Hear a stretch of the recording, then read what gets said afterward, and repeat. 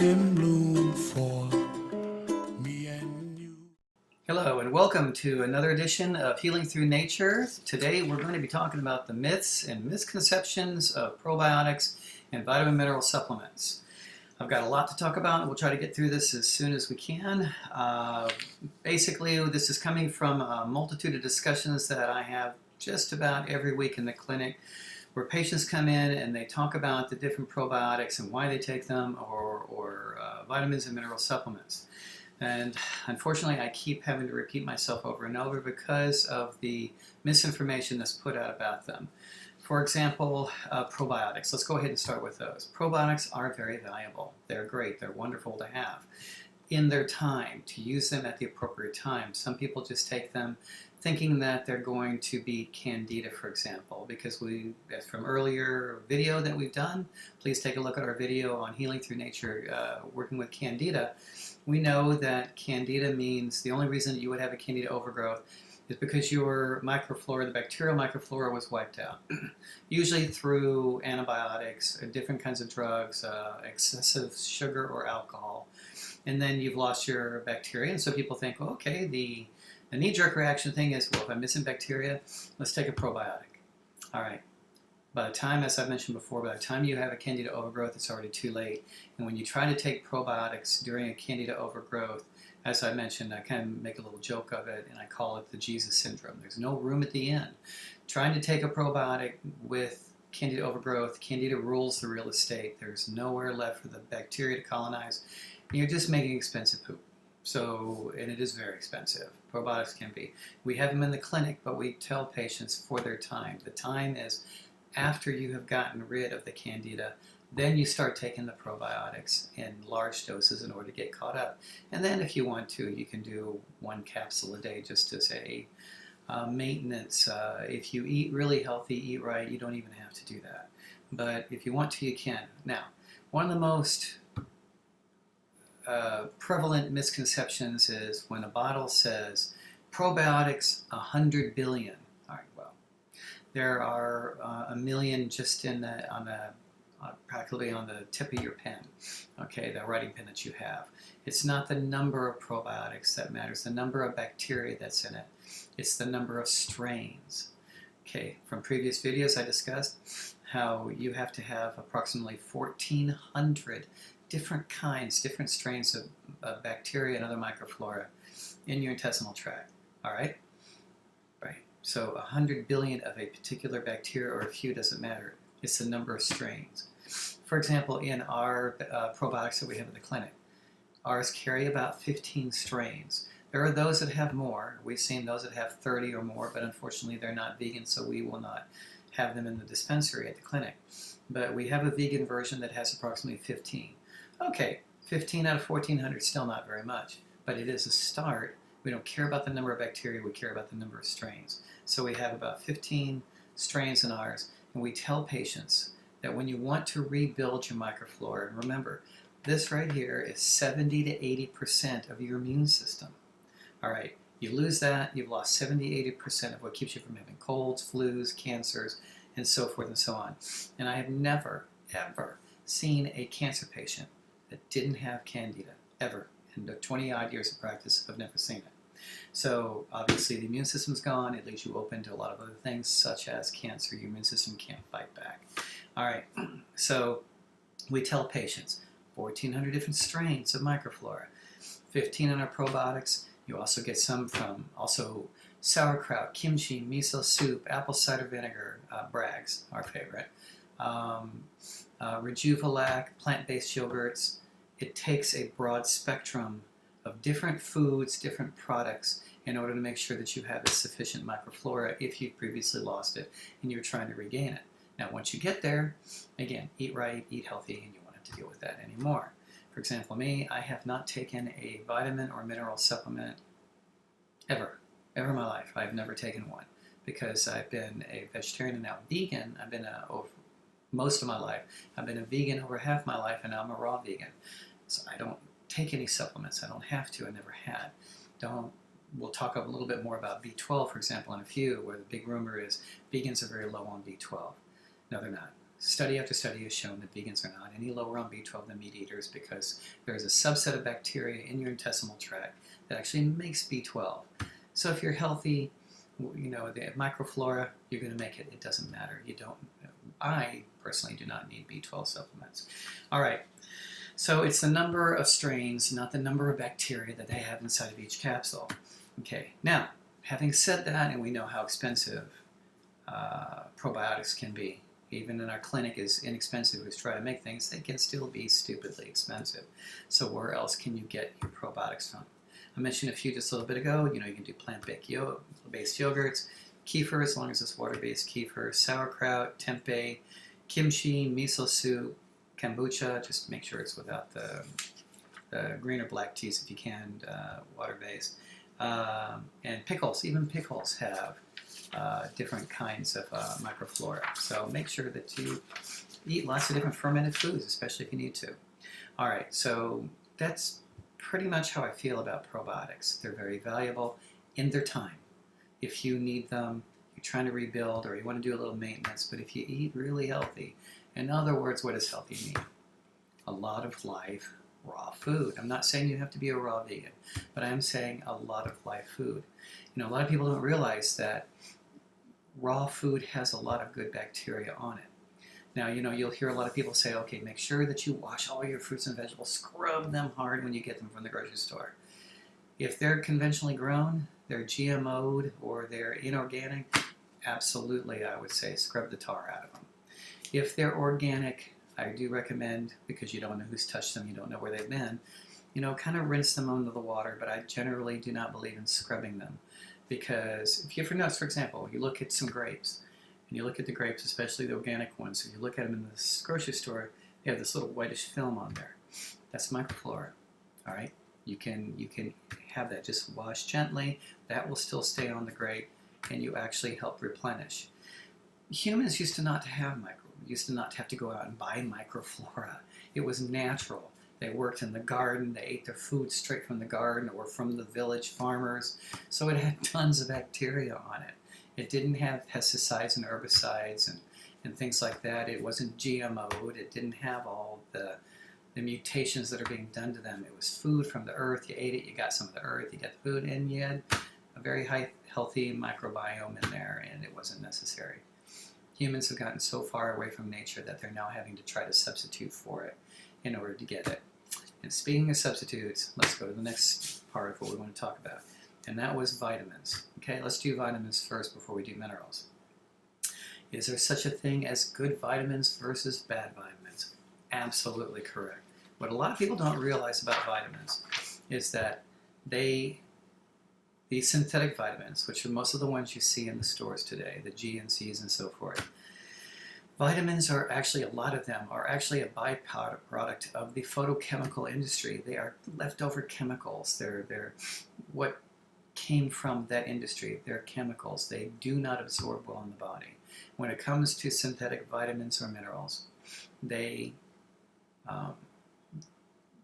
very difficult for us to assimilate. The standard studies have shown that when it comes to synthetic vitamins and minerals, you only absorb about 10%. That's it, 10%. The rest of it, again, makes very expensive poop or pee. Okay, and some of them actually get to be very dangerous, like calcium, and we'll talk about that here in a little bit. So synthetic vitamins versus natural vitamins.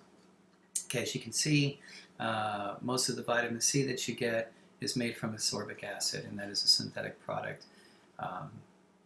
Get your vitamins from your food. Get them from your, as you can see here, fruits and vegetables are, and especially in their raw state, are packed full of vitamins and minerals. As I said, I take no supplements whatsoever.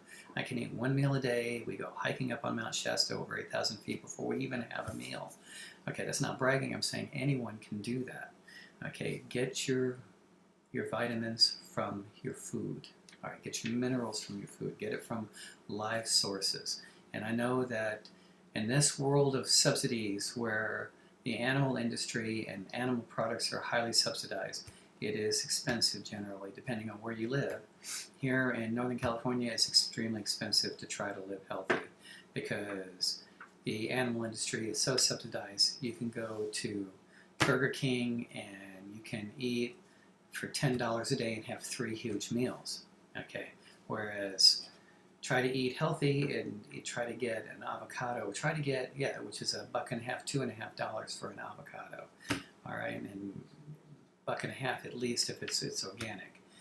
Same with corn. You can buy corn for less than $1, but if you buy organic corn, it's $1.50, $2 a corn. All right, I'd rather spend the money. You know, I was standing in line years and years ago. We were standing in a Whole Foods. Okay, the joke often is whole paycheck, because healthier food is more expensive. Not that everything at Whole Foods is healthy, but there is a lot of better foods there. And my wife and I were standing in line, and in front of us was another chap, and we were joking about, whole paycheck, we were joking about it, and then he made a wonderful statement that we've never forgotten. He said, you pay for it now, or you pay for it later. You pay for it with good food now, or you pay for it with hospital visits and drugs and things like that later on in the years. You pay for it now, and you don't have to pay for it later, so it worked out fine. All right. So we highly recommend good sources for the natural sources for vitamins and minerals. All right, let's go through a few and show you just how simple it is and easy to get. Okay, one of the nice sources for vitamin B12 actually is almonds. People don't understand that, but almonds are a great source for it. Again, remember that vitamin B12 is actually, if you have a healthy microflora, is actually made in your intestinal tract. So like I was saying, almonds are a great source, but a even better source is having a healthy microflora. You will make B12 in there. Okay, and like I said earlier, I have never taken a B12 supplement. Yes, it takes years for pernicious anemia or something along the lines of B12 deficiency to show up. Again, I've been vegetarian and now vegan most of my life and never had to take one, and I don't have any of the nervous issues that they talk about. All right, so almonds are a great source for those. Nutritional yeast is a great source for it as well. Again, get it from your food, get it from organic foods, wash them gently. Obviously, if they're from a suspicious source, even if they say they're organic, you want to wash it well and just hope for the best. All right, another great source, it would be for vitamin C. Vitamin C, it's kind of sad that people feel like they have to take vitamin C supplements. I know that a lot of them feel like they should take them because they have a cold coming on or it's cold season, but vitamin C is more readily available and easily assimilable if you just simply get it from your food. In the long run, you will save a lot of money. Papaya, as it shows, papaya, red bell peppers, broccoli, kiwi, strawberries, pineapple, kale, oranges, cauliflower, Brussels sprouts, those are all great sources for vitamin C. You do not need to take supplements if you just eat right. And eat right in this case means eating like an adult, eating like you're supposed to as your species. We've discussed this before in a nutritional video. We are herbivores, and we're actually a type of herbivore called frugivores. We were born with hands to be able to reach and to grab and pull fruit and stuff off the trees. We were meant to eat live food, and the more live food you eat, the less supplements you're going to need in the long run. All right, again, for vitamin E. Vitamin E, great easy sources. Vitamin E is stupidly expensive unless you get the synthetic version, and you actually do not absorb them well. So great sources, you can see almonds, bell peppers, green olives, papaya. Wheat germ oil is a great source. Mustard greens, dried apricots. As you can see, there's lots of, even avocados, something that I pretty much eat every day are avocados. No problems with vitamin E. Vitamin E is really important because vitamin E helps the liver, helps heal the liver. If the liver is healthy, it becomes much better at detoxing. Okay, so detoxing means that you're going to do fine. When it comes to living in a toxic environment, like unfortunately most of us do, the world is what it is right now, and it is pretty toxic, and your liver is being overworked. Again, vitamin E for the liver. I think I mentioned in the previous video, one of the most common disorders or situations that we see in the clinic, and we see it pretty much every day, is fatty liver disease. All right. And again, I used to see it on only 40, 50, 60-year-olds, and now I'm seeing it in 14-year-olds, children. Now I'm seeing it in children. We verify it, and we can see it with an ultrasound. All right, generally at the clinic we do most ultrasounds for free because we want to use it as a teaching tool as well as a diagnostic. So we actually let the patients look at the screen and go, this is what a fatty liver looks like. A liver under an ultrasound should be kind of gunmetal gray. You should be able to see the portal veins nice and stark and easy to resolve. All right. Okay, as the liver becomes more and more fatty, it starts to get this little speckled white and it gets harder to see the portal veins. It becomes very obvious that you can't see the features as easily with it. What is fatty liver? Fatty liver, your liver is your main detox organ. It does a lot of things. It stores vitamins and it breaks down hormones, even makes certain hormones like estriol, which is E3. It does a lot of things, but it also breaks down old hormones, breaks down drugs and toxins and environmentals and things that we breathe in or accidentally ingest or those kind of things. All right. But over time, because the liver was never meant to break down as much as it has to nowadays, over time it gets tired. All right, that can start appearing as rashes on the skin because the liver is going, okay, you know what, I can't handle it. I'm going to give it back to the blood. Blood, you figure it out. Very often the blood will just send it out the body's largest organ, your skin. And so you'll end up getting rashes. But then sometimes even that doesn't work, and so the liver will basically take a bullet for you. And the liver will begin to store those toxins.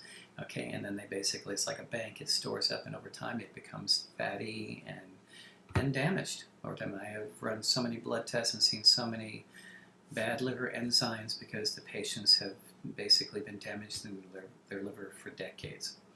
All right, so that's fatty liver. One thing that can help is natural vitamin E. Again, get it from your food, get it from those sources, and let the liver heal itself, and it will do that.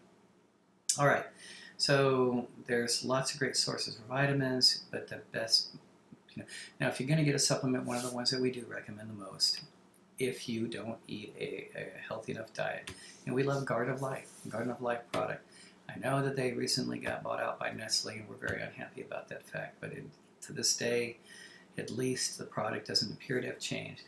And if I can't get the patients to eat properly, at least we have a source for them to get a relatively decent plant-based source of vitamins and minerals. So Garden of Life, if you refuse to eat like an adult and refuse to eat healthy. All right, minerals. Let's talk about one of the most common minerals taken. We're going to go through a couple of them, is magnesium. All right, and unfortunately a lot of patients take magnesium stearate and those kind of magnesium. Okay, a lot of people take magnesium because they can't poop, or because they have muscle spasms, muscle aches. They can't sleep, so they take magnesium because magnesium does exactly that. It relaxes the muscles, and it makes it easier to go to the bathroom. It makes it easier for muscle spasms to relax. Unfortunately, again, most of it only is absorbed only about 10%. The rest of it can go and collect in different parts of the body, damage you, or you're just wasting your money. Okay, so magnesium stearate is one of the bad ones. Where can you get magnesium from? There's lots of great sources for magnesium. It's in all your nuts and grains, the dark leafy vegetables. Get it from your food. Okay, great sources for it to get. You can look online and just type natural, vegan, plant-based sources for magnesium. You'll be surprised how many show up there. But definitely the nuts, the grains, the leafy green vegetables and stuff have a lot of it. So now, if you're going to take a magnesium supplement, all right, the magnesium that seems to be absorbed the most by humans is magnesium gluconate. Okay, it does appear to be absorbed better for patients where we have to get them ramped up quickly for their magnesium because of heart issues or serious muscle issues. Magnesium gluconate will put them on, and that does seem to work very, very well. They notice a difference usually within 24 hours. Again, the goal is not for them to stay on it, but to get on it long enough so that eventually their diet will improve and they won't need to take this anymore. I tell patients very often, especially those that have some sort of spiritual or religious faith, I tell them there's really, in the long run, there's only two things we need out of life in order to thrive. Not just stay alive, but to thrive. There's only two things you need, and that's good food, and I mean good, healthy, vegan, raw. The more raw, the better. All right, and faith. Faith it is in whatever it is that you believe in. Those are the only two things we really need out of life to thrive. Now, at the clinic, do we Do we prescribe holistic medications? Every day, we absolutely do. But they're a temporary measure, transitional measure to get the patient to where they need to be more quickly. And then when they're there, they can stop taking them. We've treated so many hormonal issues, for example, with women with hormonal problems, and we'll have them on a natural hormonal medication. And oh, they're feeling better within days. But our standard female program is usually about 3 months or so, because we're not looking for remission, we're not looking for symptomatic cures. We're looking, or symptomatic relief. We're looking for cures. And so we want them to be supported while the body heals. And when the body's healed, we take them off. And I can think of multiple cases where the woman is going, I don't want to get off of them, they're working. And I go, but you don't need them any longer. And sure enough, we take them off and they do just fine as long as they continue to eat properly. So we always tell patients, especially when it comes to things like this, probiotics and vitamin mineral supplements, we always tell patients, diet, diet, diet.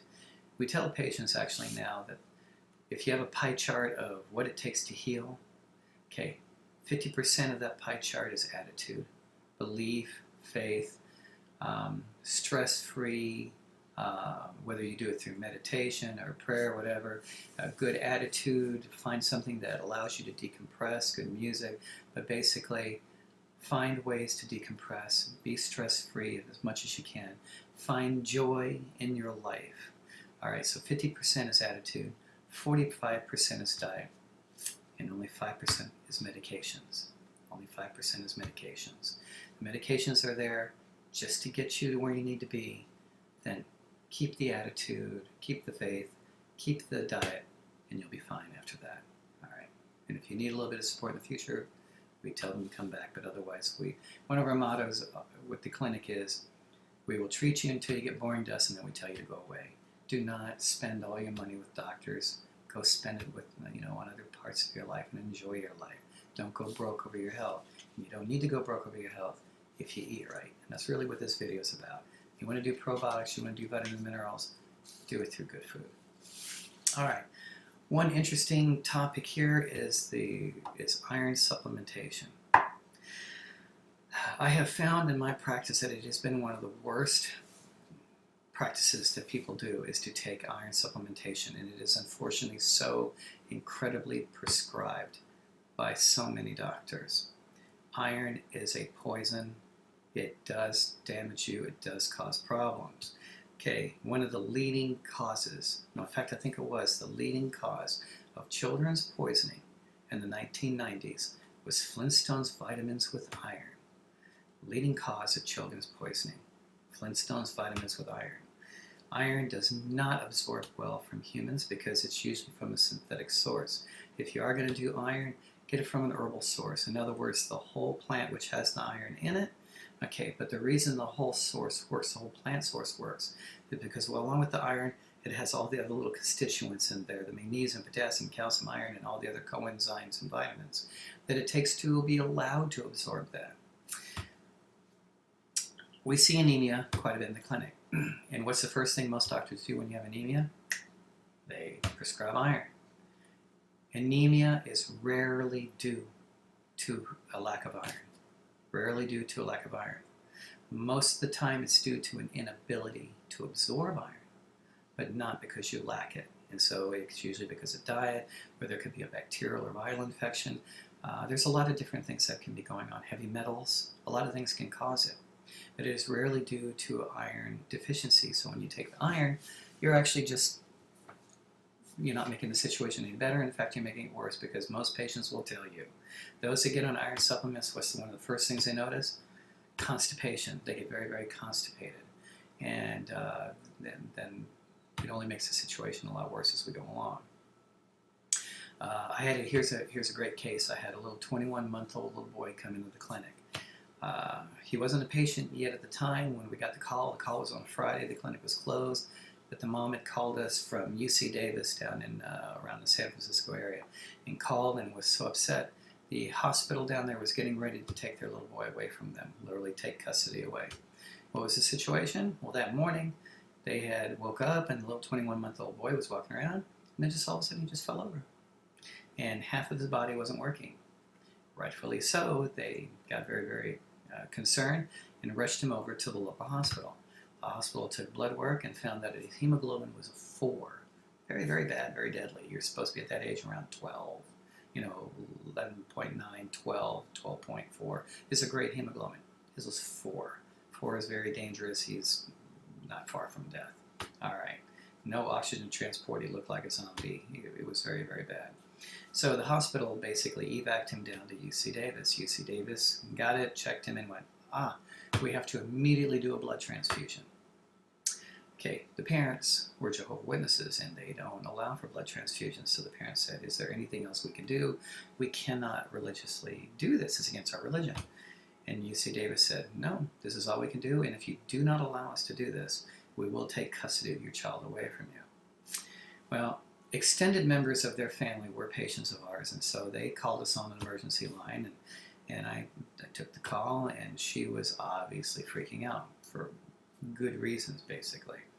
And so I was able to intervene, and we were able to take control of the case. UC Davis released the boy to us, as long as I agreed that during treatments that every week we would fax down to them a current hemoglobin test result from him.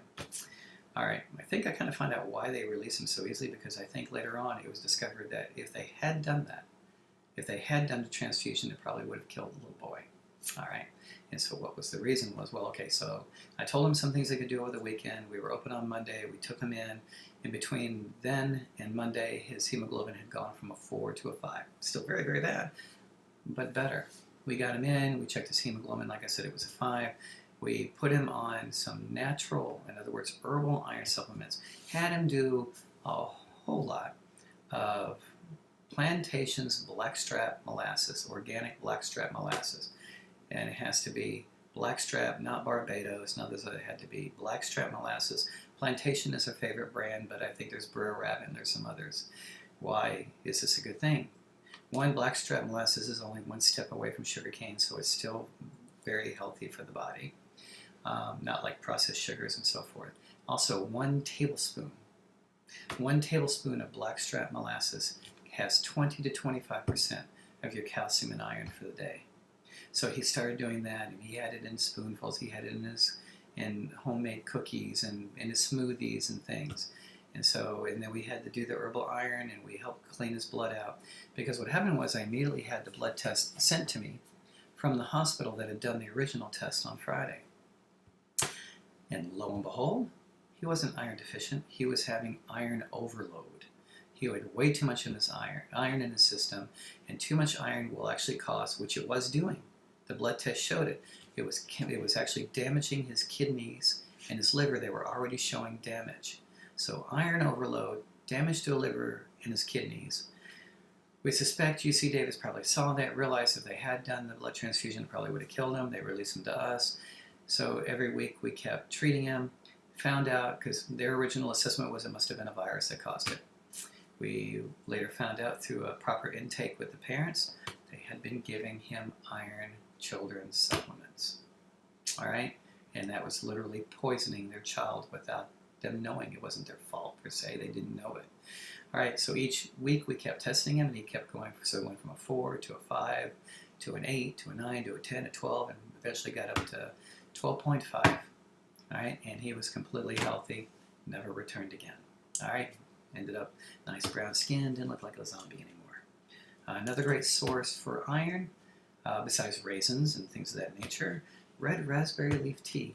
It is wonderful. I drink it 7 days a week, 365, decade after decade. It is full of assimilable calcium and iron. So, and it tastes great. It doesn't have any caffeine in it, so it's really good for you. All right, so let me see some of the other iron-rich foods I like to go over. Again, the green leafy vegetables and such. We got kale, we have peas, green beans, Brussels sprouts, broccoli, any of the sea vegetables, tomato greens. Watermelon has iron in it, almonds, apricots, cashews, tahini, sesame seeds. In other words, most of your nuts, grains, and seeds, most of your dark leafy vegetables. it's interesting. I'll have patients come to the clinic and they'll go, I need to get on a diet and I'm going to have to count my calories. I'm going to have to count my carbs and look at my glycemic index and all this kind of stuff. And I need to make sure that I'm getting enough protein. That's a big one. Okay, that is such a huge myth. Protein is incredibly important to us. But protein isn't almost everything. I chew on these doors back here. I would actually eat a little protein, not a good way to do it. But protein isn't everything. Unless you're extremely athletic, you get more than enough protein just from a standard diet. And if you're very, very athletic, you can still get plenty of protein. In fact, some of the world's greatest athletes are vegan athletes. There is more protein in broccoli than there is in a steak, so that's not an issue.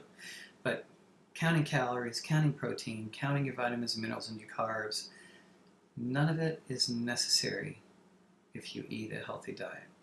I do not check my calories every day. I do not check my carbs, my proteins. Do I get enough vitamin B12? Do I get enough of this or probiotics or whatever else? I just eat healthy. And you get more than enough food, more than enough vitamins and minerals and probiotics. You don't have to count. You don't have to think about this if you eat healthy. One of the things that we do for free at the clinic, because we believe so much in nutrition, not just in holistic medication, but nutrition, is everything about nutrition that we do at the clinic is free. We try to tell patients, if you'll just eat right, yeah, we'll do the medications to get you there quicker, but if you'll just eat right, you won't need us very long, and then you won't need us ever again. I mean, I'm barring having an accident or things of that nature, but you can do fine without it. All right, so that's some sources for iron. Okay, let's get to one of my pet peeves, all right, is calcium.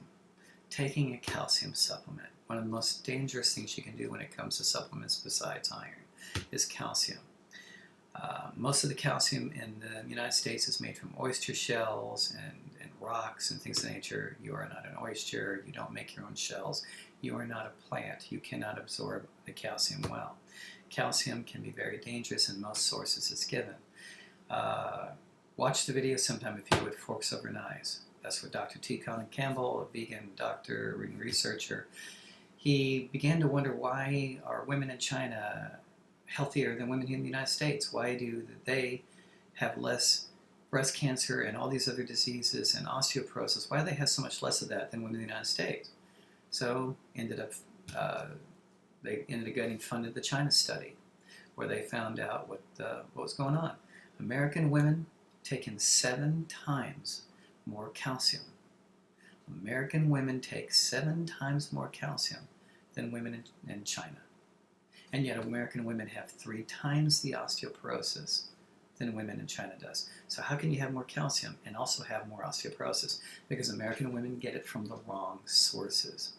They get it from their calcium supplements and their women's one a day and things of that nature. Over in China, they get it from their food. Organic tofu and kale and spinach and their veggies and so forth and their fruit. They get it from natural sources. So here's something I love to tell patients. In this hand, I'm holding a big old wad of kale. Kale is very high in calcium. And let's say I hold enough here to be equal to 100 milligrams of calcium. And over in this hand, I have a calcium supplement, calcium tablet or calcium capsule. And that's a 100 milligram calcium capsule. All right? 100 milligrams, 100 milligrams. Okay. The calcium capsule one is what's called an isolate. It means it's been isolated, it's been pulled out of something else. Makes it very convenient to some people, but in the long run, not so convenient. It's an isolate. Our bodies were not designed to absorb isolates. When anything goes in here, it has to get checked out by the liver if it's an isolate. If it's an isolate, it has to go through what's called phase 1, phase 2 processes. By the time it gets through both of those and gets through the duodenum and the body's able to finally absorb some of it, at that 100 milligrams of calcium, it will absorb 10. That's it, 10 milligrams. That means 90%, 90 milligrams did not get absorbed. What happens to it? Well, if you're blessed, you just pooped it out. Not so many people are so blessed about that. A lot of people don't poop very well in the United States anyway. All right, what happens to it? Well, that's where we get so many kidney stones and gallstones, even prostate stones, hardening of the arteries, bone spurs, arthritis. The list goes on and on and on. All right, because you don't absorb it. Isolate, bad. Whole food, kale as an example. Well, oh, and another thing with the isolate is, as we well know, you cannot absorb calcium unless you have all the required other supporting minerals that allow you to absorb it. So approximately the same time you intake that calcium, you also need a 1-to-1 ratio of magnesium, a 2-to-1 ratio of phosphorus, there's potassium, manganese, and all these other things you need to have approximately at the same time, where that doesn't get absorbed. And then we have a big old wad of kale, 100 milligrams worth of calcium in there. It already comes with all this magnesium, calcium, potassium, phosphate, manganese. It has everything in it already designed the way we're designed. So 10% here, 100% here absorption if we need it. Okay, so natural sources again. And so Dr. T. Colin Campbell found out women in China get all that they need because they get it from the food. They don't go around, they don't go to the health food stores or the grocery stores and buy nutritional supplements. They eat their food, and yet they don't have the diseases that American women do. Okay, natural sources. Okay, we know that you can get it from peas and broccoli and almonds and fruits, from blackstrap molasses, pumpkin seeds, broccoli. It comes from so many different sources. And again, I will send patients nutritional charts and documentation showing here's a natural source of this, here's a natural source of this, like I'm doing with you today. And I do that because I want to educate them and let them know really how easy it is to get this. Again, in the long run, if you will eat right, you won't care about any of these charts. You won't care about, am I getting the right percentage or this? Okay, did I make sure that I ate enough food today that had calcium in it, or did I eat enough food that had protein in it? Eat right, it'll work out. It'll work out, and that means a vegan diet, and the more raw, the better. All right. Another one of my pet peeves is protein. All right, we're almost through here, but protein.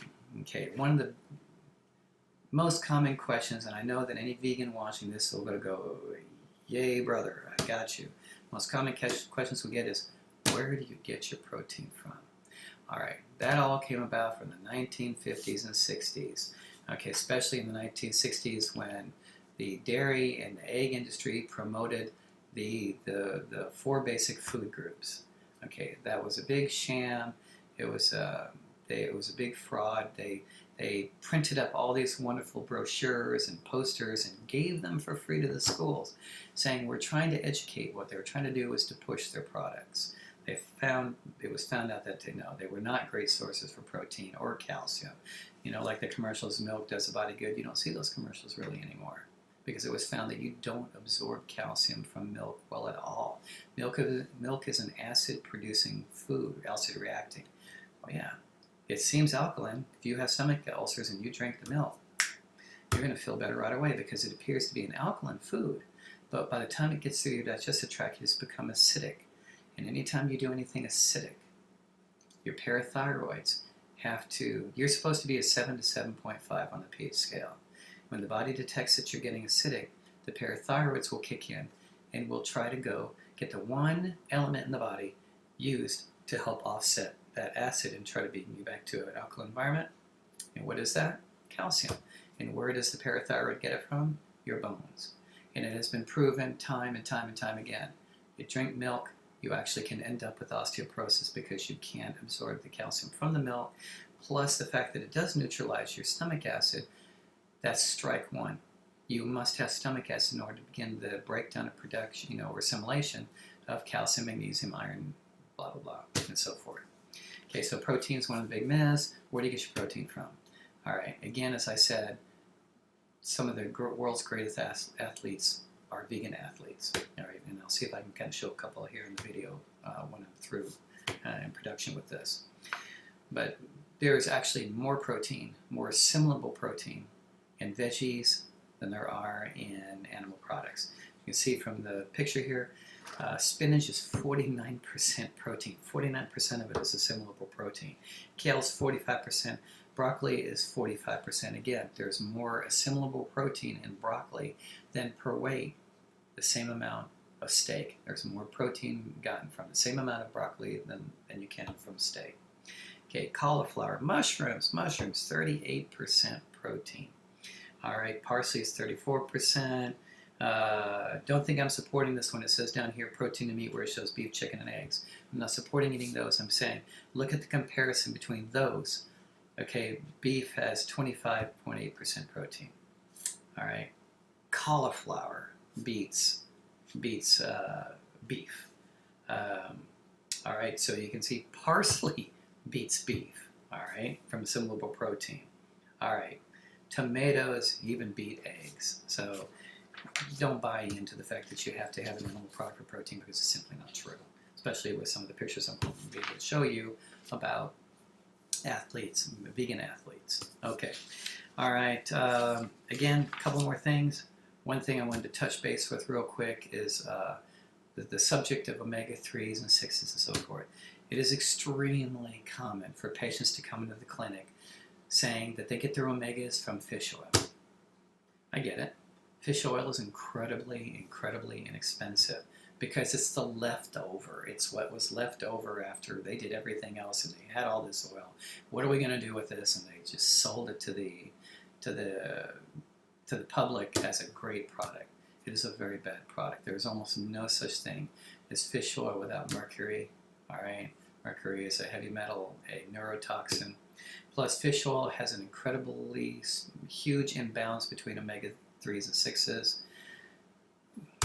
Get them from the non-mercury sources. Get them from the more natural sources, which would be flax oil, hemp oil, things of that nature. You're not going to hurt yourself using those. You get the proper balance between omega-3s and 6s. You don't have to worry about anything being tainted in there, heavy metals or so forth. All right, so that's pretty much it. End all be all. I've shown you a lot of sources to get your natural proteins from, and your calciums and irons, magnesiums and B12s and Cs and Es. Vitamin D, best source, the sun.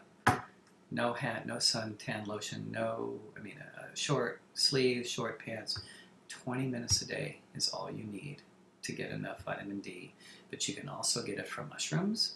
You can also get it from watercress is also another great source for it. There's a lot of sources for vitamin D out there. Just search the web for it. You're going to find plenty on there. All right. So, and what is the end result of this whole discussion? While there are many while you shouldn't have synthetic, okay, you should always have the natural sources. In the end, if you learn enough about nutrition, if you focus enough on your health now, in other words, pay for it now versus pay for it later. Pay for it now. Have a good diet, a healthy, clean, vegan diet with lots of fresh fruits and vegetables and their juices. You don't have to do any of this. You don't have to have any of this, the supplementation. In the long run, you save yourself a lot of money by not buying all these supplements. Okay, and your health bills will be a whole lot cheaper in the long run as you get older. All right, well, that's it for today. It was a joy to talk to you all, and as I try to now say in all of my videos, remember where I said 50% attitude, 45% diet, 5% medications, holistic medications, attitude, diet, joy. One of the biggest things missing in America today is gratitude and joy and the love of life and being happy you're alive. My wife and I watch these shows on TV about UNICEF and about children starving overseas and the things they're going. I think I mentioned before, there's 2 little girls in Guatemala that what do their mothers do? Their mother does for them so that they don't feel hungry at night. What do they have for dinner? Hot water and salt. That's what they have. Americans, you have so many gifts, so many treasures, and I know that you have hard times and all. But I also think it's good to try to take it into perspective and look at the rest of the world and look at the gifts you have. Don't be like the little girl that was in the video that totally went viral. She completely freaked out. She got her Christmas present, but she went ballistic at 16 years old, threw a massive tantrum.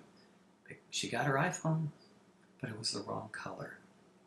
Life is such a treasure. Children having to walk miles and miles and miles just to go work in a garbage dump to try to get food and something for their families at 9 years old. All right, you've got a lot of gifts, you have a lot of treasures. Be thankful for the life you have. Amazing how much that can affect your health. All right, everyone have a most blessed rest of the day, and I'll talk to you soon. Bye-bye. Let me bring you songs from the woods. to make you feel much better than you could know.